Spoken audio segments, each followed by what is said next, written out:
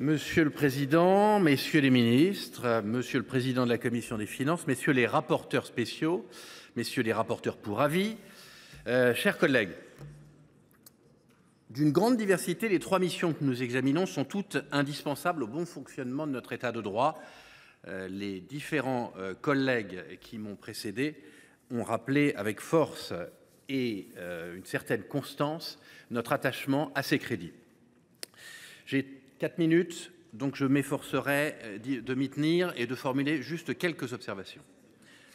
En premier lieu, la mission Pouvoirs publics réunit donc les crédits de la mission, les crédits de la présidence de la République, des deux assemblées, des chaînes parlementaires, du Conseil constitutionnel et de la Cour de justice de la République et de la Haute Cour. Le budget, vous l'avez dit, monsieur le rapporteur spécial, connaissait dans le projet de loi de finances une hausse de 1,64% dans le projet de loi de finances initial, 1,64% par rapport à l'année passée, alors que l'inflation a été de 2% en 2024. C'est donc une augmentation qui était inférieure à l'inflation. Finalement, la présidence de la République, nos deux assemblées ont renoncé à toute augmentation, alors même, et ça a été rappelé également, que la dotation du Sénat est stable depuis de très nombreuses années. Je tiens donc à saluer les efforts du Sénat particulièrement et à rappeler, comme certains de mes prédécesseurs l'ont fait, que ça ne sera pas sans difficulté pour les différentes missions, les différents programmes du Sénat. Cependant, le rétablissement de nos finances publiques est un effort de tous les instants auquel les acteurs publics doivent contribuer. En agissant de la sorte, je pense que le Sénat fait preuve d'une exemplarité dont il faut se féliciter.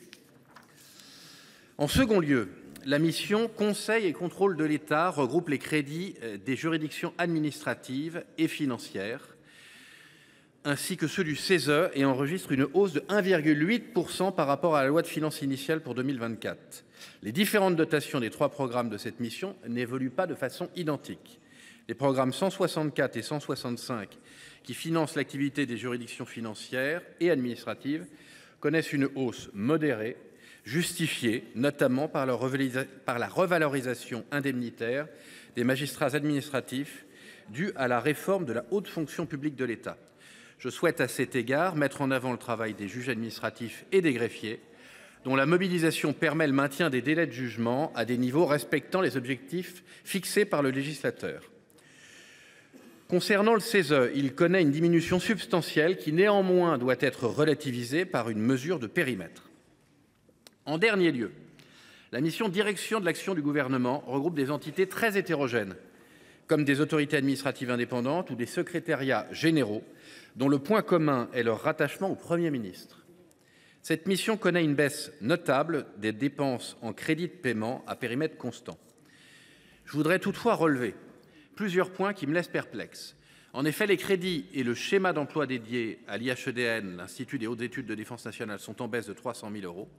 Il en va de même pour l'action coordination de la sécurité et de la défense, qui porte une partie des crédits de l'ANSSI et du service Viginum, dont les crédits sont en baisse. Ça a été rappelé par certains rapporteurs. Si le groupe Les Indépendants promeut des efforts budgétaires sur les ministères et opérateurs qu'ils peuvent, nous avons toujours soutenu que l'État doit impérativement tenir ses engagements régaliens. Nous soutiendrons donc les amendements visant à rétablir les modestes budgets de ces opérateurs stratégiques pour notre souveraineté nationale. Notre groupe se positionnera donc en fonction des amendements adoptés sur ces trois missions. Je vous remercie.